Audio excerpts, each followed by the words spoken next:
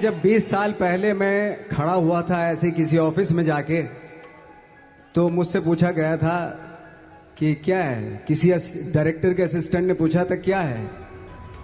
मैंने कहा एक्टर हैं। बोले दिखने से तो लगते नहीं हो एक्टर हो।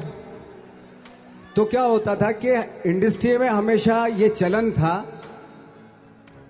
कि एक्टर हीरो जो होता है वो 6 फुट का होता है और गोरा होता है और लंबा चौड़ा बल्ले छल्ले होते हैं। मतलब हम तो बस ऐसे ही चले गए थे, ऐसा ऐसा ऐसा समझता था वो।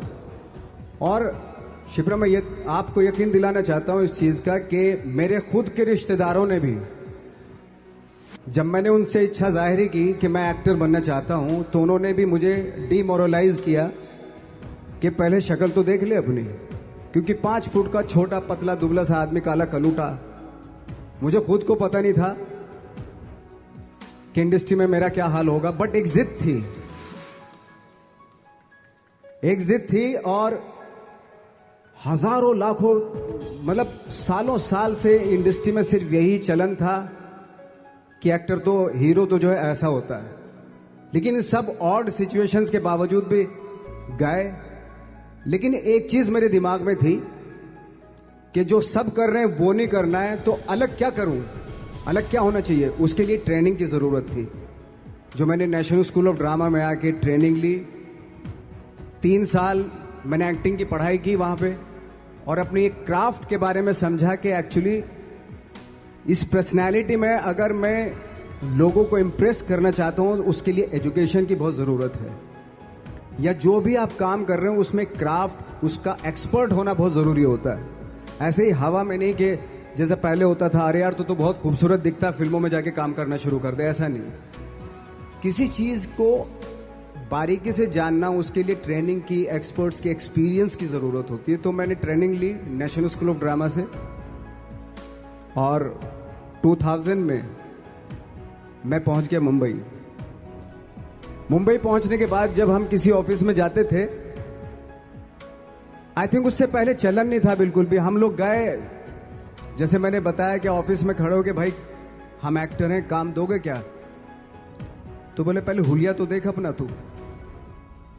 तो ये हर बार सुनने के लिए मिलता था, और वो बात भी सही थी, क्योंकि उससे पहले कभी कोई आपने देखा नहीं होगा कोई इतना बड़ा, कोई इतनी सी पर्सनैलिटी का 5 फुट 6 इंच का आदमी, पतला दुबला सा मरियल सा, कि कभी ये इस तरह के लोग एक्टर भी बन सकते हैं, हीरो भी बन सकते हैं, स्टार भी बन सकते हैं। ऐसा चलन था ही नहीं।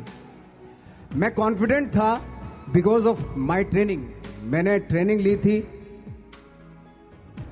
और अपनी क्राफ्ट के बारे में बहुत अच्छे से जानता था मैं, और उस चीज का सिर्फ कॉन्फिडेंस था मुझे कि आज नहीं तो कल, कल नहीं तो परसों, या 10 साल या 20 साल या 30 साल के बाद नंबर जरूर आएगा मेरा। मैंने कभी भी अपने को टारगेट नहीं किया, टारगेट नहीं दिया मैंने कि अगर 2 साल ट्राई करके देखता हूं, उसमें अगर हो गया तो ठीक है, वरना कोई दूसरा फील्ड अपना लूंगा। ऐसा कभी नहीं। जिस चीज का पैशन होता है, जज्बा होता है, अगर आप दिल से चाह लो ना, तो पूरी दुनिया झुक जाती है उसके ऊपर। उसको पूरा करने के लिए पूरी कायनात एक हो जाती है कि इस आदमी की जिद के लिए, इस आदमी की जिद के आगे झुकना पड़ेगा, और पूरी दुनिया झुकती है आपकी जिद के आगे। लेकिन आपको जिद्दी होना पड़ता है, आपको बहुत सारे सेक्रीफाइस भी करने पड़ते हैं, क्योंकि ये आपने चाहा है। परीक्षा देनी पड़ती है आपको, जितना बड़ा इम्तिहान होगा उतनी बड़ी परीक्षा भी देनी पड़ेगी। आसान काम नहीं है। छोटे छोटे टारगेट बनाएंगे तो छोटों में निपटारा हो जाएगा। हमेशा अपने आप को टारगेट बढ़ा दो। तो उसके लिए हमेशा अपने आप को अनकंफर्ट जोन में डालो, कि जो इम्पॉसिबल है उसको पॉसिबल करने की शिद्दत, पैशन आपके अंदर होना चाहिए, वो हो जाता है।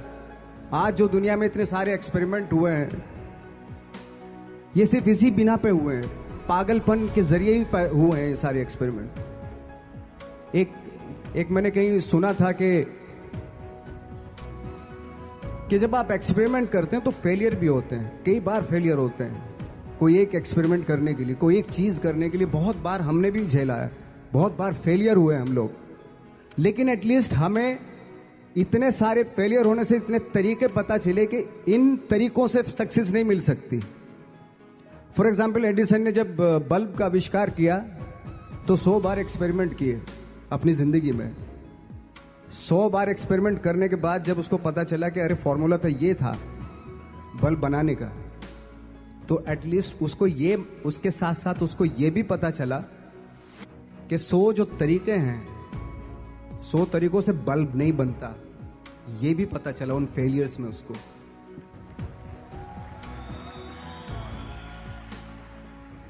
जब हम लोग मुंबई आए तो हमें मालूम था हमारे पास पर्सनैलिटी नहीं है, हमारे पास बैक नहीं है, या हमारे फादर दादा परदादा तो फिल्म इंडस्ट्री में है नहीं, हम ही हैं, तो हमें क्या करना चाहिए। इसलिए लोगों के बीच में घुसे रहते थे, आम लोगों के बीच में घुसे रहते थे, उनका एक्सपीरियंस सुनते थे, उनको ऑब्जर्व करते थे। तो आई थिंक मेरे पास 15 साल तक, 10-12 साल तक कोई काम नहीं था। जैसे आपने बताया कि बहुत ही 10-10 सेकंड के रोल करके घर में आके बैठ जाए, तो पूरे साल खाली बैठे रहते थे हम लोग।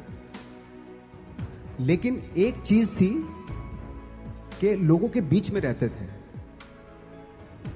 लोगों के बीच में रहने से ये एहसास हुआ हमें कि तरह तरह के लोग हैं, लेकिन हमारी इंडस्ट्री में सिर्फ एक ही तरह की एक्टिंग होती है। हजारों करोड़ों लोग हैं इस दुनिया में, लेकिन एक्टिंग सिर्फ एक ही तरीके से होती है हमारे यहां।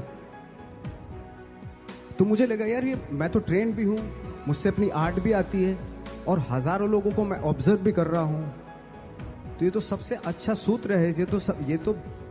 इससे तो मैं बहुत कुछ कर जाऊंगा।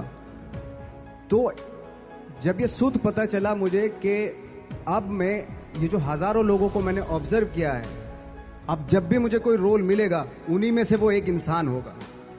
उसी में वो ठाकरे, बाला साहब ठाकरे होंगे, उसी में मंटो होगा, उसी में गणेश गायतोंडे होगा,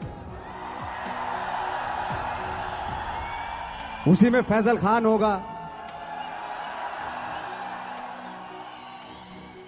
उसी में माजूमदार साहब होंगे। तो इस तरह के, ये कब हुआ? जब हमने लोगों को ऑब्जर्व करना शुरू किया, लोगों के बीच में रहे। मैं 15 साल के बाद जो मेरी लाइफ थी, जिसमें खाने तक को नहीं मिलता था, अब फॉर्चुनेट अपने आप को समझने लगा था कि थैंक गॉड कि मुझे ऐसे लोगों के बीच में मुझे रहने का मौका मिला। तो कभी भी, आई थिंक मुझे लगता है कि कभी भी जब आप स्ट्रगल कर रहे होते हैं ना, वो एक मौका होता है आपके पास, वो एक चांस होता है आपके पास कि कैसे उसमें आप अपना ऑब्जर्वेशन, एक्सपीरियंस, जब आपको काम मिलेगा वो उसमें लगाएंगे आप। तो मेरी लाइफ बहुत ही, आज जब मैं सोचता हूं कि यार ये तो बहुत ही अच्छा हुआ, तो जो 15, 10, 12 साल मैंने बिना काम के गुजारे, जो लोगों के बीच में रहा था मैं, आज वो काम आ रहा है मेरे। जहां जरा सा कोई कैरेक्टर मिलता है तो आदमी इसलिए कनेक्ट करता है उनसे कि उनको लगता है कि यार ये तो मेरे पड़ोस का ही, आसपास का ही ये बंदा। मैंने देखे हैं इस तरह के लोग। आई थिंक यही हमारी सबसे बड़ी जीत है एज एन एक्टर।